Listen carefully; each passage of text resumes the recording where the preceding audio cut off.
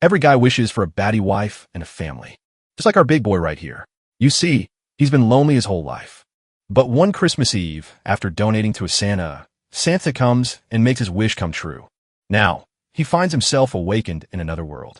Slowly rising, he rubs his head, sensing discomfort. The moment he opens his eyes, confusion fills his expression. He quickly realizes he is trapped inside a wooden cage being dragged by a wagon in what appears to be a medieval setting. Wearing nothing but his underwear, he begins to panic, trying to make sense of where he ended up. Our boy wishes for a baddie wife, but instead got turned into a slave. Anyways, beside him, a rugged, bearded man silently observes while a blonde prisoner marked with scars shares the cramped space. Looking around at the others, our boy concludes that the environment resembles the Middle Ages. Curious, he glances outside and notices armored soldiers walking alongside the wagon, speaking an unfamiliar language. Piecing together the unfamiliar language and the medieval surroundings, he arrives at an unbelievable conclusion. Somehow, he has been transported to another world. Struggling to process everything, he curls up on the floor, clutching his legs while trying to steady his breathing. His attention shifts to a motionless prisoner in the corner, prompting him to wonder if the man is already dead. Carefully, our boy reaches out and lightly touches the man's shoulder, apologizing before stealing the man's clothes. So, you see, that's how you steal kindly to others. Exhausted, he lies back on the floor, recalling Santa's bizarre promise to grant his wish. Staring upward, he questions whether he ever understood the meaning of happiness. Time passes without him knowing how many days have gone by. The wagon continues moving endlessly through dense forest, carrying its captives forward. During this time, he realizes that everyone inside the cage is enslaved. Gradually, he understands that the soldiers are transporting them until they find buyers willing to purchase human lives. Eventually, the sound of a lock opening interrupts the monotony. The prisoners are lined up outside as a village chief inspects them, selecting those in the best condition. Though his pride is wounded by being reduced to a slave, he finds a small sense of hope. Believing in his physique, he assumes he will be purchased quickly and escape the wagon. That thought becomes the first moment of optimism since his arrival. Reality soon shatters that hope. After being rejected by several villages in succession, his expression grows empty. Anyone will be depressed that even being a slave, you're still getting rejected. The wagon moves on again, leaving another village behind without a sail. Lying on the wooden floor, he struggles to understand how his life reached such a point. Remembering his mother's advice to live fully, he questions whether continuing still holds any meaning. Memories of childhood pressures resurface, weighing heavily on his mind. Closing his eyes tightly, our boy wonders if he can endure the ordeal. The image of Santa's promise returns lingering in his thoughts. Pushed to his limits, he curses the so-called happiness and mentally rejects both worlds. Clenching his fists, he believes he understands what must be done. Overwhelmed by despair, he considers abandoning everything to escape the pain. Yet reason interrupts, pushing that thought away. Deep within, his desire for a baddie wife resurfaces, giving him a reason to keep going. Though drained, he finds a small sense of calm within the turmoil. Suddenly, a piece of fresh bread is handed through the bars. A gentle baddie woman stands before the cage, offering food to the slaves. Placing the bread in his hands, she shows rare kindness. Beside her, a small girl peeps from behind her skirt, observing him curiously.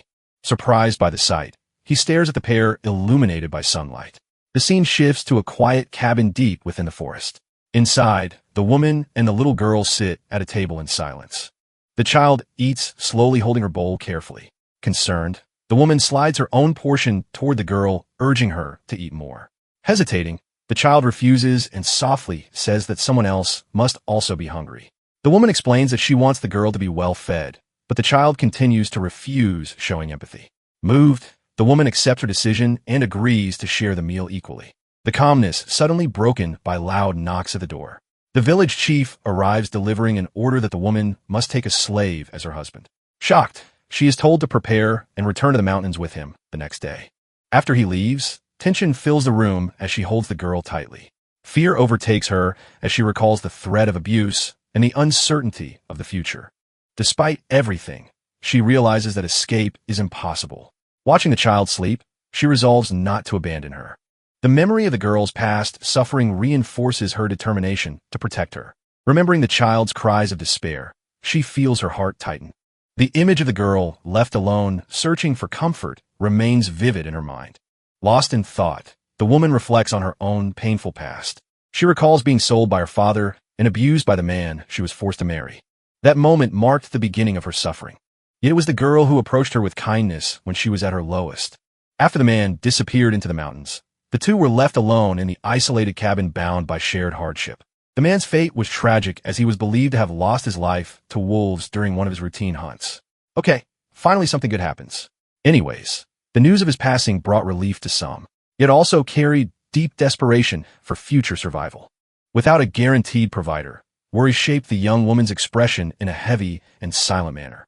In that cruel village, a woman without a husband was left completely vulnerable, exposed to the mercy of fate. Returning to the present, the duo walks hand in hand through the village gates under the bright sun. Excited by the sudden commotion, the little girl points in surprise towards something flashy in the middle of the street. Flashy as cheap slaves, I think is what she thinks. Fascinated, she indicates a large wooden cage filled with prisoners placed at the center of the area. The woman follows the child's gesture, witnessing the grim reality of the enslaved captives. Moved by pity, they both slowly approach the carriage. Inside the cramped cell, our boy reacts in shock upon noticing the approaching duo. He widens his eyes, frozen by the unexpected sight before him. The old humiliations echo, relentlessly eroding what little self-esteem remains.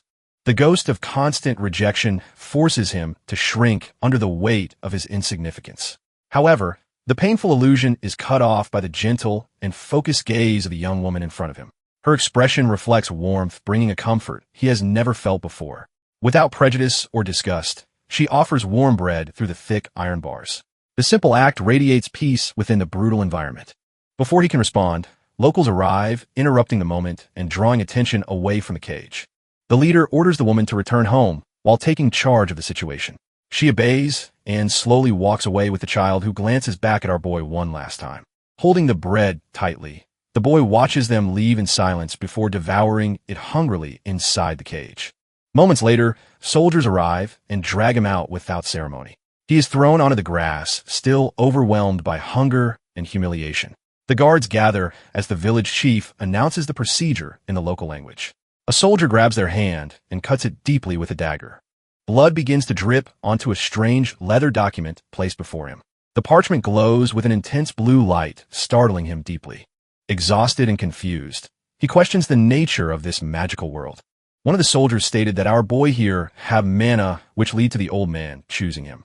After the ritual ends, the contract is handed to the village leader, sealing the agreement. The soldiers leave and abandon him kneeling on the ground.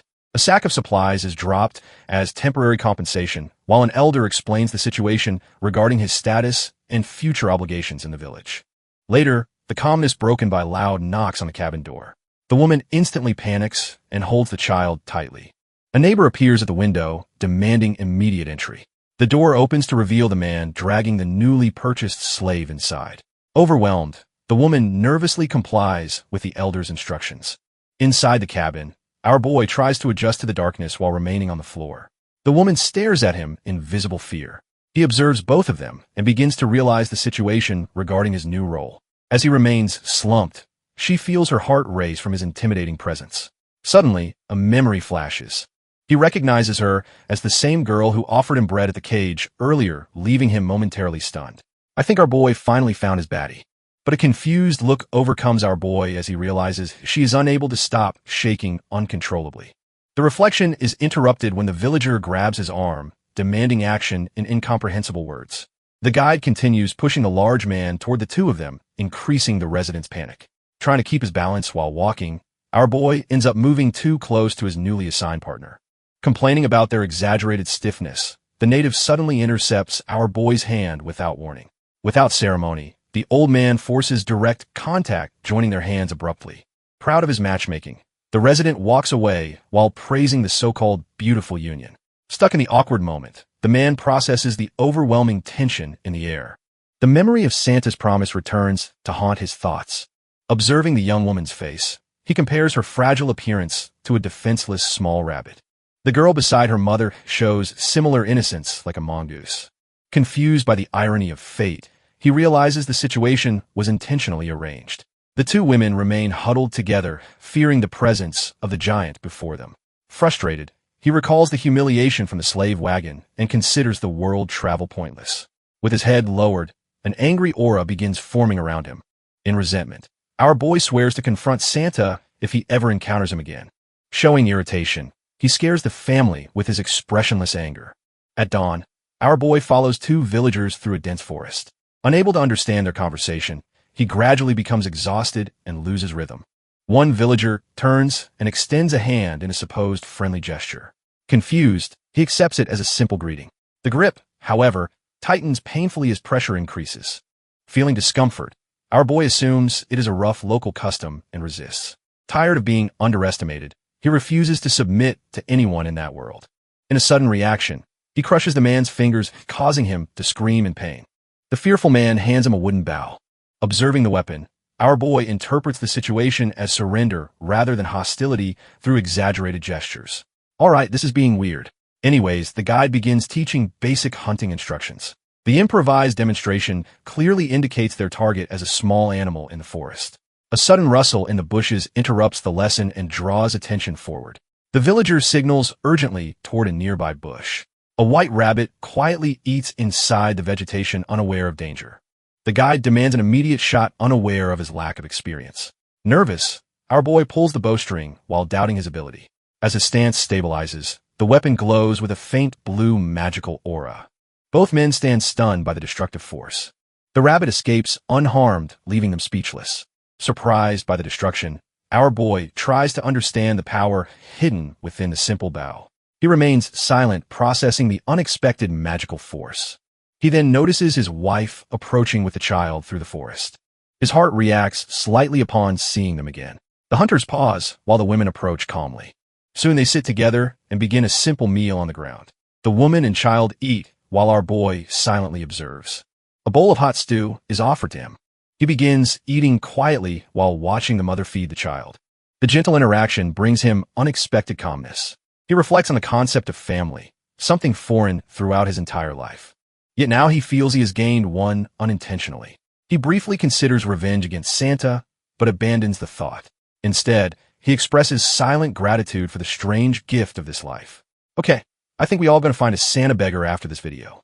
Anyways, the next day their routine continues along a forest trail.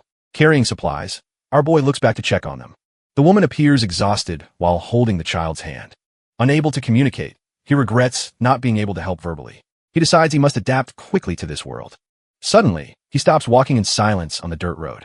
A childhood memory surfaces about protecting others without hesitation. Motivated, he turns back toward the two women that are struggling and tired of climbing. They become frightened as he approaches. The child trembles in fear. Our boy crouches and attempts to reassure them of safety. The woman misunderstands and pleads for mercy in panic. The child begins crying loudly. Realizing their fear, he carefully adjusts his expression. He politely says, "Excuse me," and extends his arms slowly. In one motion, he lifts the woman into his arms, surprising her completely. He then picks up the child with ease using his other arm. Calmly, he stabilizes both of them against his body while carrying supplies on his back. Despite the weight, he shows no strain at all. The child, surprised by his gentleness, resting on our boy's broad shoulder, the woman widens her eyes, amazed by the situation. She urges them to hold on tight as our boy resumes walking. Moving forward with ease, he finds it strange how light they both feel, even while carrying everything else. Focused on improving that, he resolves to learn the language and master hunting soon so he can fill the house with meat. Looking into his partner's eyes, our boy realizes he will have a lot of work ahead of him. Gradually, the young woman's tension decreases and she allows herself to rest her head on his neck. Her delicate hands grip the giant's shirt firmly. Feeling that subtle squeeze, our boy continues the journey in silence. The long walk through the forest finally ends in a more isolated area. The old man says goodbye, bowing before a rustic cabin while our boy expresses his gratitude for the help. After the villager's departure, the outsider stares at the crumbling wooden structure. Analyzing the new home, he notices that the place feels even colder than his old rooftop room. Our boy feels a shiver just imagining the hardship awaiting them in an unheated place. Pushing the old door open with his free hand, he enters the residence. However, the scene inside leaves our boy completely confused. Once on solid ground, the young wife gets a huge scare when she sees the environment. Tears begin to stream down her face, prompting our boy to question the reason for her distress. Desperate, the young lady runs out of the shack. Our boy follows her, trying to grasp the seriousness of the situation. Standing in the middle of the completely empty living room, he finally understands the cause of such panic. The young lady deduces that while he was trapped in the village, the locals took absolutely everything from the house. Without materials to fix the walls and no weapons to ward off predators, the situation becomes extremely critical. Walking through the yard, he finds the young lady collapsed on the grass, crying uncontrollably. To calm things down, he sits beside her on the ground. In a friendly gesture, he places his hand on top of her head. Surprising the young woman, gently patting her head, he tries to reassure her of safety. He softly tells his wife not to worry about anything, and with teary eyes, she tries to interpret the intentions of that giant stranger. The young lady's mind fills with cruel doubts since they do not share the same language, and he lacks the skills needed to hunt. The fear of not being able to survive together in that hostile environment tightens her chest. However, a calm and welcoming smile forms on our boy's face. Radiating confidence, he assures her that he will protect his new family from any danger. Even without understanding the exact words, the affectionate gesture drives away the young woman's anxiety. The tears continue, but the feeling of dread slowly fades from her eyes. Deep down, the woman wonders why she feels such relief around him. Recalling his past, Joan thinks about how he lived alone ever since his parents passed away in his original world. Even so, the young man fought hard and endured every hardship to survive. Keeping that in mind, our boy realizes that now he has no reason to falter since he finally has a family. Radiating determination, he affirms that he will do whatever it takes to provide for them. Sitting on the grass, the young wife wipes away her tears while listening to his comforting presence. Suddenly, a noise catches their attention. The little girl runs toward them, pleading for the big man not to harm the woman. In a protective impulse, the child hugs the mother figure tightly, trying to shield her. Watching the scene, our boy remains silent in the face of the child's bravery. He observes the crying woman and the trembling girl beside her, realizing how unusual the situation is. Several thoughts rush through his mind, questioning whose child she is and why the young woman shared food with him earlier. In that moment, he also tries to understand the reason behind so much suffering. Despite the doubts, our boy firmly believes that if they stay together, they can become a real family. Determined, he vows to become a good husband and a reliable father, ensuring they will never cry again. Our boy silently promises that he will do everything so they never regret staying with him. As the sun sets, the air around the old wooden cabin turns cold. Inside the empty house, the trio sits on the floor, keeping their distance. Hand on his head, our boy laments the situation, feeling as though they have returned to the beginning after making progress. Still, he feels relieved to see that they are cautious rather than terrified of him. Suddenly, he comes up with an idea to ease the tension. Without hesitation, he moves closer across the wooden floor, pointing at his own chest, revealing his name as Kim Joo-han while pronouncing it slowly. Surprised by the gesture, the young wife lets out a small sigh of understanding. Extending his hand toward her, he asks to learn her name. Hesitant at first, the woman finally responds shyly, revealing her name as Reggie. After hearing it, our boy repeats the word to remember it. Encouraged by the progress, he expresses that he finds her name beautiful. Then he turns his attention to the frightened little girl, trying to learn her name as well. However, the child retreats in silence, leaving him confused. Seeing her expression, he realizes she may not have been given a name yet. From that realization, Kim adopts a thoughtful posture, searching for a solution. With a gentle touch on the girl's head, he lets her know he will choose a special name for her. Inspired by a story from his world, he decides to call her Dorothy, based on a brave girl who travels through magical lands and meets many companions. His wish is for the child to find happiness and grow beautifully. Trying to get used to the sound, the little one repeats the name while he explains its meaning. Enchanted by the gesture, the new Dorothy shows a bright smile. Sometime later, outside the cabin, the makeshift lumberjack brings the axe down hard on a log. Hiding behind a tree, Reggie watches him, thinking that man is very strange. She reflects that even though he is much larger than her former violent husband, the outsider treats her with unexpected kindness. To her, that mysterious giant feels entirely different from anyone she has ever known. She softly tries to pronounce his name, noticing how gentle his voice sounds despite the language barrier. Remembering her past, she admits to herself that she has never been treated with such care before. Watching him work tirelessly, she wonders about the reason behind his kindness. At that moment, Kim notices her watching from afar and waves, calling her over with visible excitement. Surprised at being seen, the woman focuses on his dark hair and eyes, quietly observing the man who has begun to change her world. An old piece of gossip crosses Reggie's mind, recalling rumors that an enemy nation managed to summon a legendary hero. The legend describes an imposing warrior possessing the very same physical traits as Kim. While Kim walks calmly toward her, Reggie continues analyzing the situation. With sunlight hitting him directly, she notices his features truly resemble the figure from the legend. However, the young wife soon dismisses the idea, reasoning that someone that important would be in a grand palace and not in a miserable village. Furthermore, she is aware that the summoning story is nothing more than a baseless rumor. As our boy gets closer, the native realizes his hair leans toward a brown shade, and when she studies his eyes up close, she notices the same warm tone, clearing her doubts. With a long sigh of relief, Reggie feels reassured that he is just an unusually large but ordinary man. Yet, right after, the young woman finds this comfort strange, remembering she met the giant only a few hours ago.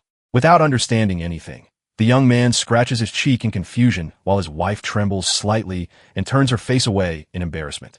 Captivated by her reaction, Kim shifts into a gentler posture and places his hand on his wife's head.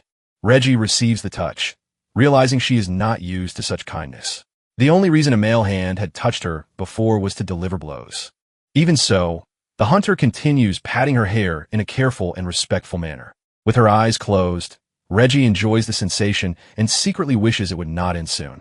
Completely relaxed, Reggie finds herself silently hoping her husband continues the affection. The outsider leans in slightly, feeling his face warm as he notices their closeness. The young wife lifts her shy gaze and looks at him with an inviting expression. Guided by the mood, they close their eyes and move closer. Kim suddenly widens his eyes and pulls back, breaking the moment. Okay, so he got his first kiss before GTA 6. Both step away abruptly and freeze in embarrassment. Attempting to hide the awkwardness, our boy turns his gaze aside and lets out a brief cough. To change the subject, he quickly walks toward an empty wooden bucket lying on the grass. With a firm grip on the handle, he focuses on the task, trying to distract himself from what happened. Moving quickly, Kim heads off with the bucket, leaving Reggie behind. Reggie remains frozen, her heart racing from the moment they shared. Already deeper in the forest, our boy walks along, feeling foolish as he wonders what she must think of him. He stops and places a hand on his head, stressed that they got married and met on the same day, without even being able to communicate properly. Unsure how to act, he considers pretending that nothing happened. Suddenly, he freezes mid-step. Observing the darkness around him, our boy realizes he has wandered too far and no longer knows his way back. Just then, an eerie noise echoes through the trees. Determined not to take risks, Kim turns back, intending to collect water quickly and return home. However, a shiver runs through his body when something unusual appears. A gigantic black wolf with glowing red eyes blocks his path. The beast growls, ready to attack at any moment. Facing the monster, the young man steps back slowly, trying to remain calm. Seeing its enormous size, he finally understands the danger he is in. With no escape, he drops the bucket and prepares himself for the worst. Acting quickly, Kim grabs a thick branch from the ground to defend himself. Without hesitation, the wolf charges, opening its massive jaws. Using all his strength, he raises the branch to block the attack. Seizing the moment, the young man throws a punch directly at the beast, landing a heavy blow on its head. However, the force of the bite shatters the branch completely. Pressing forward, the monster leaps at him while he resolves not to fall here. Determined to survive, he continues striking, forcing the creature back. Even as he lands hits, the wolf resists and strikes back, injuring him as he groans in pain. The young man cries out as a burning sensation spreads through his body. Suddenly, confusion crosses his face as he feels something strange. An explosion of flames erupts in the middle of the struggle, startling the beast. His right arm becomes engulfed in intense, magical fire. Faced with the heat, the wolf retreats immediately, letting out frightened cries. Cornered, the creature releases a desperate howl, trying to escape. Seizing the opportunity, Kim rushes forward and delivers a final flaming strike. Defeated, the massive wolf collapses lifelessly, smoke rising from its scorched body. Completely exhausted, our boy falls onto the grass, questioning what just happened after seeing his arm ignite. Raising his arm, he checks for damage and is surprised to find no burn marks. Sitting there, he begins to consider the possibility that he used real magic. Connecting this to the glowing contract from earlier, he realizes he might be Overpowered MC that got Isekai'd. With his eyes fixed on his hand, he decides to test the idea. Stretching out his arm, the young man attempts to summon fire by calling out a spell. Frustrated, He repeats the words several times and even tries different poses, but nothing happens. Disheartened, he lies on the grass and attempts other spell names without success. Staring at the wolf's remains, he even tries calling upon fire spirits and dragons, yet nothing responds. The silence makes him feel foolish. Scratching his head, Kim concludes it was not an illusion since his wounds partially healed, and he begins to dream of mastering this power. His greatest desire now is to use magic to become a skilled hunter and provide a better life for both of them.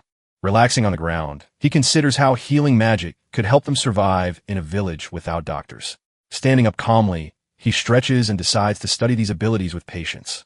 At that moment, dark memories surface, recalling the loss of his parents at a young age. The tragedy was followed by abandonment, with relatives blaming him for everything. Their hatred grew so strong that they accused him of bringing misfortune to everyone around him. Treated as a curse by his own family, the boy endured everything alone. Returning to the present, a melancholic expression crosses Kim's face as he pushes those memories aside. Refocusing, he turns his attention to the wolf's body and decides to take it home before other predators arrive. With a massive creature on his back, the young man begins his journey back home, planning to handle the heavy processing later. During the trip, he mentally thanks his grandfather for teaching him how to process animals, knowledge that proved useful in the forest. Walking under the moonlight, he feels a wave of longing, wishing the old man could see him now. To steady his thoughts, he shifts focus to his goal of learning how to control his newly discovered magical abilities. Meanwhile, inside the old cabin lit by a fireplace, Regi carefully prepares food. Needing assistance, she asks the nearby child for a bowl. Little Dorothy happily hands it over and receives a gentle pat on the head. Overjoyed, Dorothy smiles brightly, feeling warmth from the new family. She then runs around the cabin in excitement, full of energy. Curious about the outside, she leans toward the window and peers into the dark night. While observing the entrance, Regi notices movement and lets out a confused murmur. Suddenly, the head of a wolf-like monster appears, causing Dorothy to scream in terror and run away crying. Regi is startled by the scream and quickly grabs a kitchen knife, preparing instinctively for danger.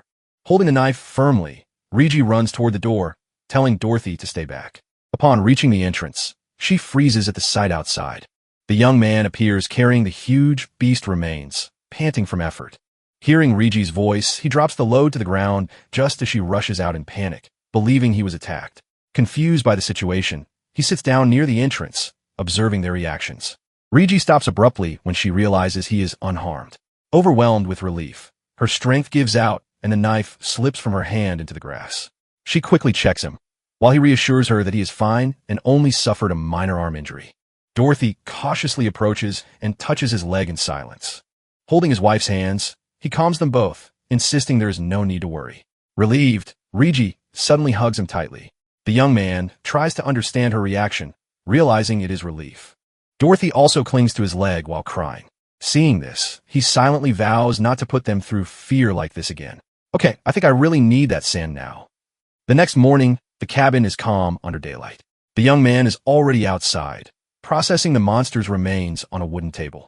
With careful cuts, he separates usable parts, sweat forming as the work takes longer than expected. He reflects that his grandfather made it look much easier. Exhausted, he considers improving his hunting methods for efficiency. After finishing the main portion, Regi steps outside, carrying a wooden bucket. He calls her name, and she quickly approaches. After placing the bucket down, she gestures for him to store the meat inside. He understands and begins transferring it. He then tries to recall how to say thank you in their language. Hesitating, he awkwardly says, "Thank you." Regi becomes delighted and repeats the word back, confirming his pronunciation. The young man briefly worries he said something wrong, but she smiles warmly and reassures him. Regi, surprised by his gratitude, becomes emotional while watching him work. She touches her lips, recalling their accidental kiss earlier that we got before GTA 6, causing her face to turn red. She wonders if he had ever shared such closeness with anyone before her, which makes her heart tighten. Suddenly, she runs toward him and tries to help with the work, finding it strange that he handles everything alone. In her rush, she accidentally bumps into him. Tension rises as she closes her eyes, expecting awkwardness. He leans in and gently kisses her forehead. She steps back, embarrassed by her own expectations. Without understanding her reaction, he moves closer again. Determined, she keeps her eyes open this time. Then he surprises her by giving her a soft kiss on the lips. She freezes completely. Nearby, The child watches silently from the doorway. Embarrassed by being seen, Riji quickly runs back inside the house. Later, the young man picks up the supplies and heads down the dirt path with the child following behind him. He turns back and gives a gentle smile, silently expressing gratitude. Still flustered, wondering if he forgot to properly acknowledge her by name. Right in the middle of the path, our boy places the heavy load down and properly calls Dorothy over. Radiant from the acknowledgement, Dorothy rushes in and helps push with all her strength. Meanwhile, inside the cabin, Lizzie strokes the dark fur of the hunted beast. From where he stands, our boy finds it odd that she's drying the smelly hide indoors. Suddenly, our boy understands the reason behind it, realizing the pelt holds great value. Excited, Dorothy helps clean the thick hide, fascinated by its softness as she touches it. The sight draws genuine laughter from Lizzie, while our boy smiles in quiet satisfaction, knowing he has brought joy to his new family. The day moves forward peacefully on the quiet property near the forest. While preparing supplies, the meat is seasoned for preservation. Focused, our boy carefully observes the process to learn proper storage. Lizzie's happiness over saving the animal's fat relieves him, realizing it was not wasted. With a new goal forming, our boy feels the pressure to understand basic survival skills. Determined, our boy decides to quickly learn the local trading system to secure their future. Without hesitation, he stands, ready to return to work. Before he steps out, Lizzie rushes over and blocks the doorway. Confused, our boy asks if she wants him to rest longer, then assures her he has recovered and feels no pain. Gently touching her shoulder, our boy tells her not to worry and that he will not overexert himself. Lizzie watches silently as he walks out. Already in the forest, our boy studies the trees and decides they are suitable for woodcutting practice. Gripping the axe firmly, our boy relies on his strength despite lacking knowledge of proper wood selection. Without delay, he raises the tool and swings. Meanwhile, peace surrounds the cabin. Suddenly, Kim returns, carrying an overwhelming amount of firewood on his back. The sight leaves Lizzie and Dorothy deeply impressed. As soon as our boy sits down exhausted, Lizzie approaches, unsure of what to do. Worried, she begins massaging his arm despite his reassurance that everything is fine. Touched by her concern, our boy gently expresses his gratitude. Suddenly, Dorothy runs across the wooden floor, dips her hands into a basin, and rushes back, splashing water everywhere. She throws water onto our boy, leaving him soaked and confused. Lizzie panics, trying to apologize for the child's behavior, but Dorothy simply stares at him, expecting praise. Understanding her intent, our boy pats her head and thanks her kindly. Encouraged, she runs to get more water, while Lizzie desperately tries to stop her. Later, as our boy dries himself by the fireplace with Lizzie's help, he reflects that everything feels like a dream. He never imagined having such happiness and silently vows to protect their smiles. Night soon falls over the isolated mountain home, with smoke rising from the chimney as the fire burns. Gathered around the table, the family shares a warm meal. Exhausted, Dorothy falls asleep beside it, and our boy gently strokes her head. Lizzie giggles softly at the peaceful scene.